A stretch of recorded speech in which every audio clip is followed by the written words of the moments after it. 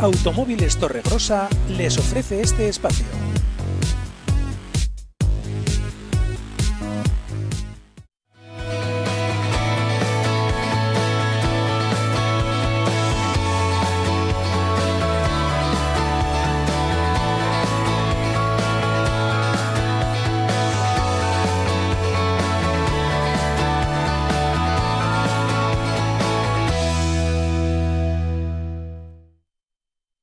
Lorca Salud, líderes en movilidad. Ya puede volver a todos los rincones de su casa gracias a nuestra silla salvaescalera. Por nuestra financiación, garantía, servicio de montaje y postventa inmediato. Lorca Salud, exposición permanente en el centro de Pamplona. Llame al 609-371-990 y solicite su presupuesto sin compromiso. Lorca Salud, su calidad de vida en buenas manos.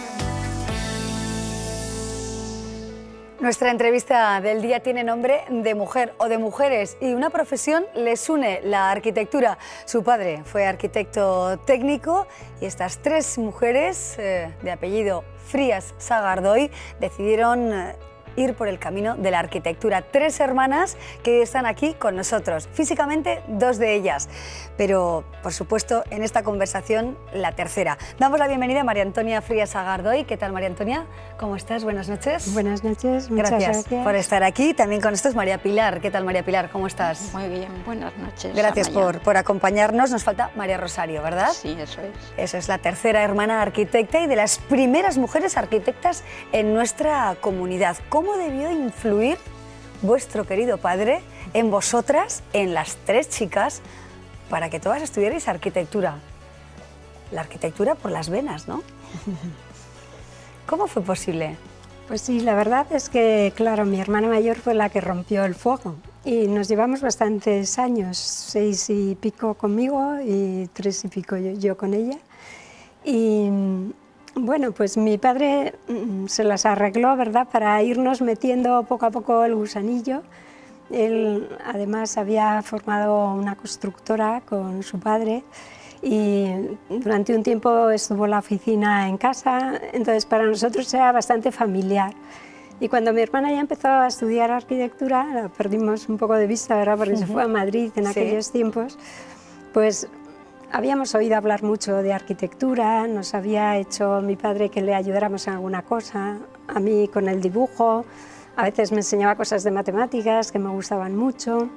Cada una hemos tenido una experiencia un poquito distinta, pero él nunca decía nada, mi padre no hablaba mucho y no nos influyó a la hora de elegir carrera, pero poco a poco, ya con el precedente de mi hermana, pues claro, nos parecía que la arquitectura era una carrera como otra cualquiera, no se nos planteaba que una mujer iba a tener alguna dificultad para hacerla.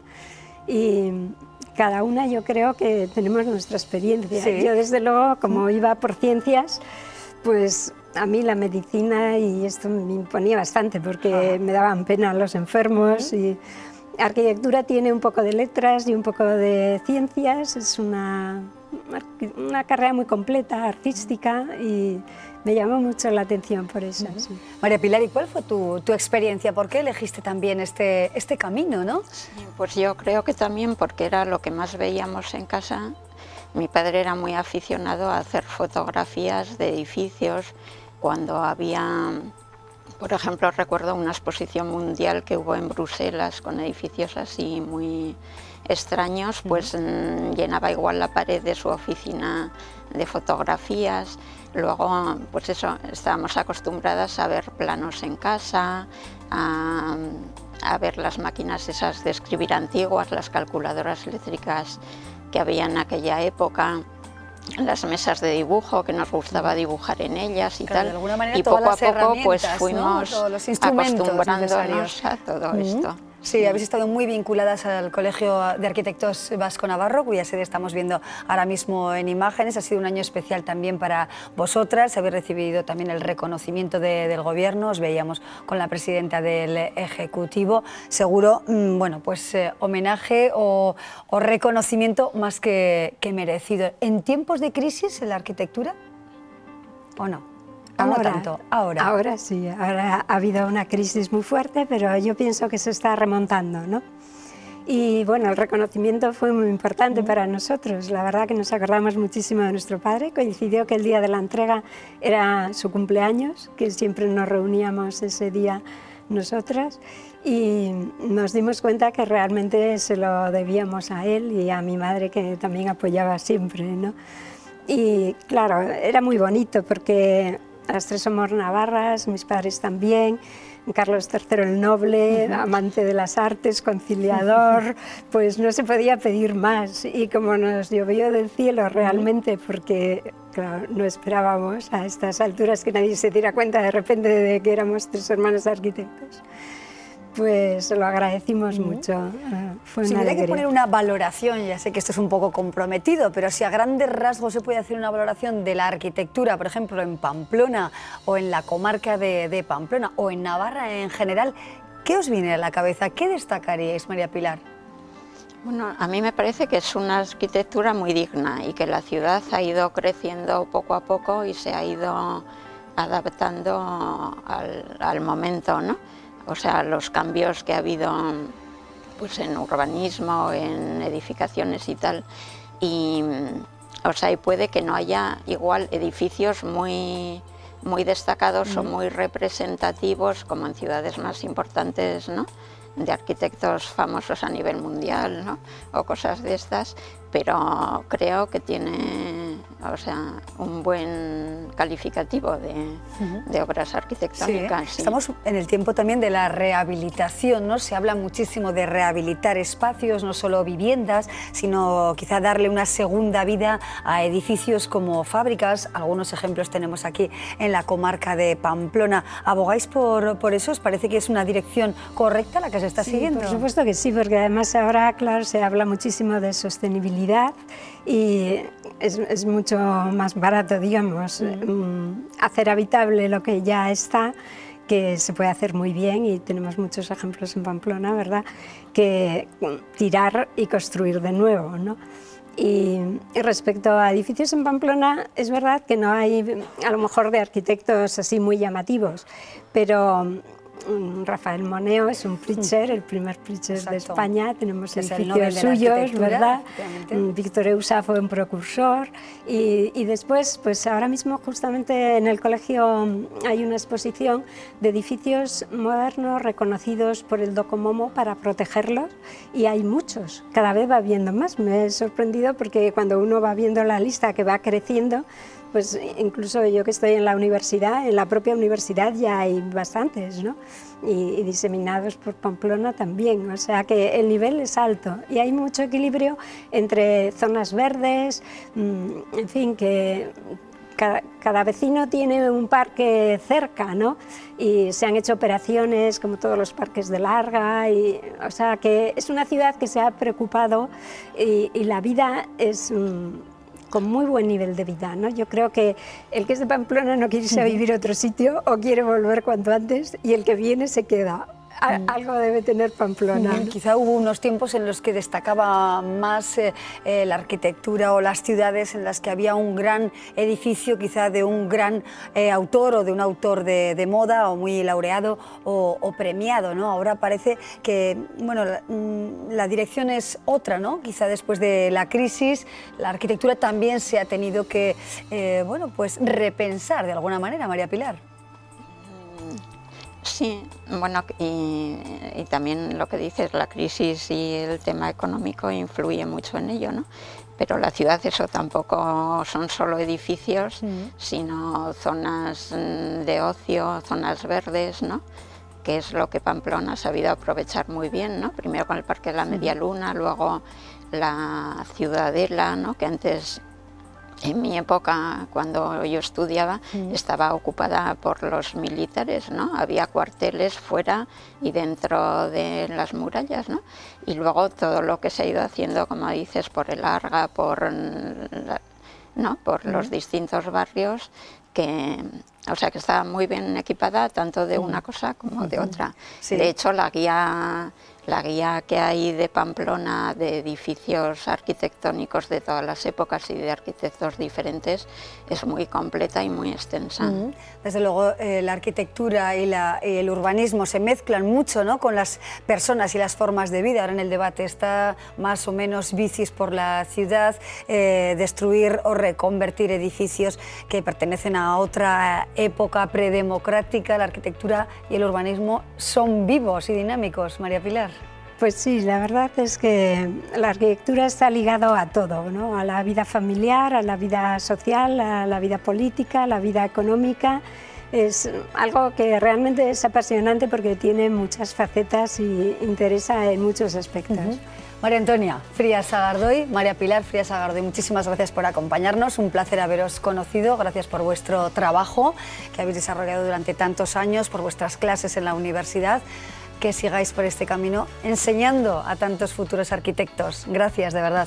Hasta pronto y enhorabuena a esa familia. Muchas gracias a vosotros. Gracias, de verdad, de mujeres, trabajadoras, estudiantes, seguro en tiempos no tan fáciles, ¿no?, para las mujeres, el mundo de la arquitectura, quizá más formado por hombres, ¿no?, hace unas décadas. Hasta aquí nuestra entrevista del día.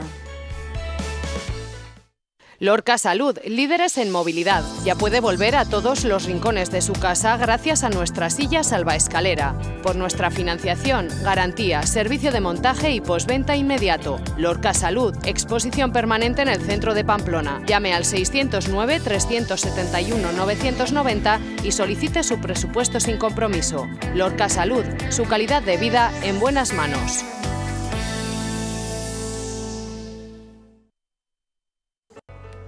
Bueno, seguimos adelante en La Muga. Abrimos nuestro capítulo dedicado a la salud, en este caso a la salud emocional. En cierta medida hemos invitado al programa al escritor, sacerdote, licenciado en Historia, con estudios de Psicología, Rafael Pardo. Enseguida nos va a presentar su última obra, precisamente dedicada a las personas altamente sensibles. Vamos a conocer un poquito más en qué consiste esta forma de ser y de vivir con el profesor Rafael Pardo.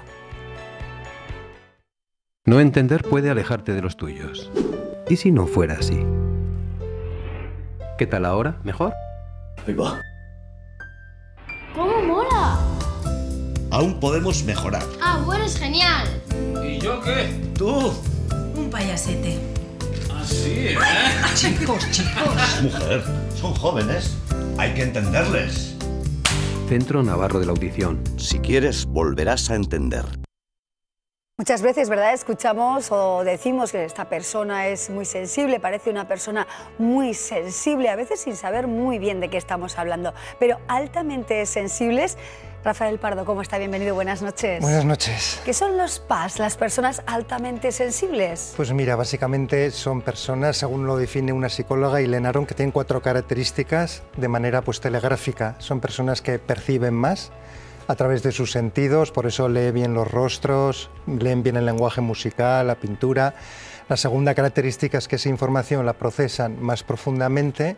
Son personas que se suelen preguntar las cosas, quieren siempre adquirir más información, son rumiantes.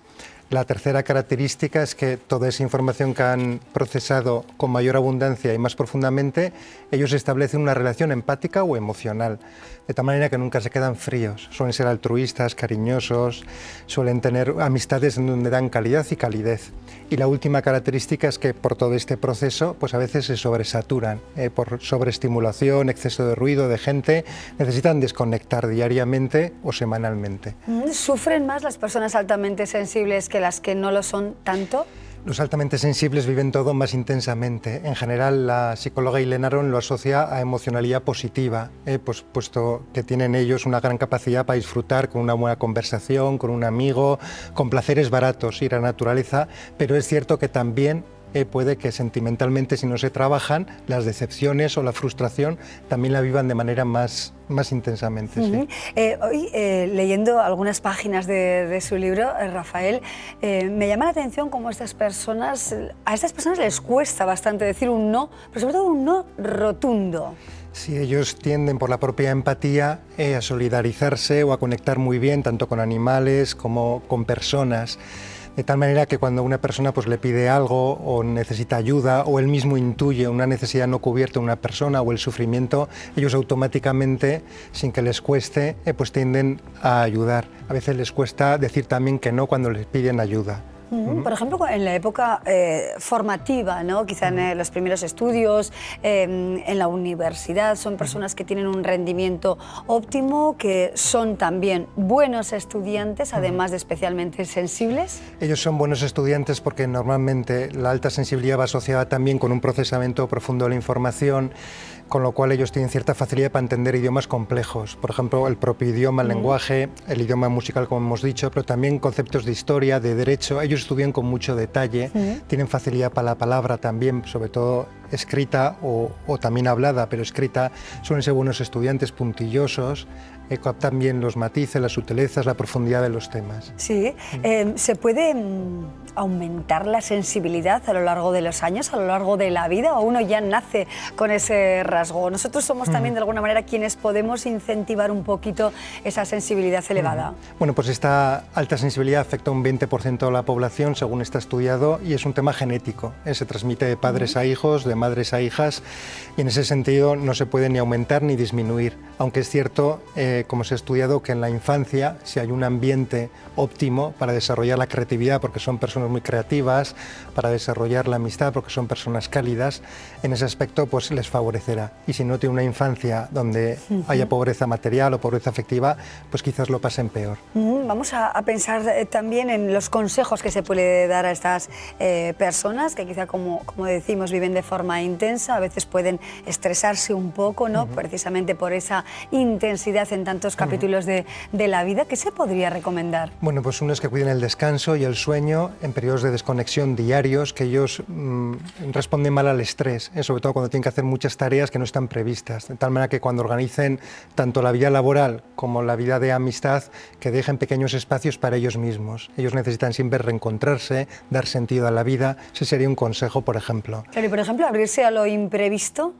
Abrirse a lo imprevisto también, para eso hace falta planificar bien y también, bueno, pues tener cierta tolerancia a dar un poco de tiempo a los demás, porque ellos suelen ser bastante rápidos a la hora de captar las cosas. A veces también se estresan porque los demás no les entienden a la primera, también en reuniones de empresa donde ellos, como son creativos, ven a la primera a lo mejor lo que a otros les cuesta más. Claro, en el libro también Rafael habla de reordenar la jerarquía afectiva. ¿Qué queremos decir? ¿Que vamos a dar prioridad a unos amigos frente a otros? ¿Cómo es esto de reordenar la jerarquía afectiva? Pues los altamente sensibles tienden a ser muy empáticos, pero claro, la empatía no se puede vivir con todo, se va viviendo de persona a persona, suelen ser selectivos. Y es cierto que a veces tienen que trabajarse para esforzarse por establecer relaciones que no les apetece en aquel momento o en aquel día, o bien establecer tareas que bien no tienen simpatía emocional o conexión emocional con ese tipo de tareas. También tienen que esforzarse en eso. Son personas a las que les preocupa mucho cómo son o cómo deberían de ser o cómo me ven los demás. ¿O cómo tendría que hacer esto de una manera más aceptable? ¿Les caracteriza eso? Sí, la alta sensibilidad tiende a una autoexigencia que es buena porque tienden a ser no manipulativos, tienden a no mentir, nunca no son injustos, tienden a practicar la justicia con los demás. En ese aspecto piensan mucho, ¿no?, sobre la moralidad a lo mejor de los actos, pero bueno, por otra parte, pues es cierto que a veces también son lentos a la hora de tomar decisiones, precisamente por estas pautas, y bueno, es todo un mundo, quizás es rico y complejo, es como tener un ordenador de última generación, que es muy eficiente, pero a la vez puede ser más delicado, o tener un coche de alta gama que también puede ser más delicado por una pista de barro. Conviene dejar la alta sensibilidad, potenciarla en unos determinados aspectos. Sí, usted ofrece o brinda a los lectores consejos emocionales, pero también espirituales. ¿Les puede ayudar la espiritualidad a estas personas que perciben tanto? Bueno, los altamente sensibles, tal cual lo entiende Ilena Aron, suelen ser personas que no son ni materialistas ni hedonistas. Tienden a buscar, pues sí, valores de justicia, de fe. En ese sentido, la vida espiritual para ellos les es cómoda. Normalmente tienen una vida espiritual rica, compleja. Para ellos el lenguaje espiritual, poético también, o pensemos en el lenguaje bíblico, de los símbolos, del agua, del trigo, del vino, del aire, pues todo eso a ellos les resulta familiar. En el ocio, ¿pueden tener algún problema quizá por querer acaparar o por sentirse mal, por ejemplo, con determinadas películas, perciben las historias irreales o fantásticas de otra manera? Bueno, ellos en general no quieren películas de contenido violento porque ellos tienden a una conexión emocional y les resulta desagradable. Luego también en el ocio, en general lugares de demasiado hacinamiento, pensemos una discoteca o de luces demasiado aversivas o un concierto, ¿no?, de rock a lo mejor de madrugada, pues tiende a no gustarles, pero eso no quita para que tengan otras actividades de otro tipo, ¿no?, en un ambiente a lo mejor más tranquilo, en un bar, o hay que buscar un poco el sitio adecuado, que no les resulte aversivo. Es fácil para los no altamente sensibles entender diferentes situaciones con los sí tan sensibles. Bueno, normalmente los no altamente sensibles se manejan bien en sociedad, simplemente que a veces les cuesta un poco, pues, digamos, que traducirse a los que no son sensibles, por ejemplo, estas necesidades de desconexión, de encontrarse a ellos mismos, pues bueno, es cuestión también de explicarse, pero normalmente socialmente no tienen ningún tipo ni de problema, y al revés, son personas cálidas, que les gusta la amistad, les gusta cooperar, no son competitivos, con lo cual socialmente también son, pues eso, cariñosos, empáticos. Rasgos muy interesantes, desde luego, que desgrana el sacerdote y, como decíamos, historiador y gran estudioso de la psicología, ¿verdad?, Rafael Pardo, con estas claves psicológicas y espirituales. Muchas personas se pueden sentir también identificadas, ¿no?, con esta forma de ser y de vivir. Muchísimas gracias, señor Pardo, por acompañarnos. A ti. Un placer, muy interesante, desde luego, este estudio y el contenido del libro. Gracias. Nosotros estamos ya en el tramo final de nuestro programa, nos queda tan solo la despedida. No entender puede ensombrecer tu expresión. ¿Y si no fuera así? ¿Qué tal ahora? ¿Mejor? Ahí va. Centro Navarro de la Audición. Si quieres, volverás a entender. Nos vamos, como siempre, con una frase como punto final de la Muga de hoy. Gracias por su compañía. Ya ven ustedes que hemos tenido de todo, como en la vida: política, temas relacionados con la arquitectura, la sociedad, la psicología. Bueno, pues nos quedamos con esto y elegimos esta frase dedicada más al apartado político de la Muga, que ha sido muy intenso. Gracias por su confianza y hasta pronto. Adiós.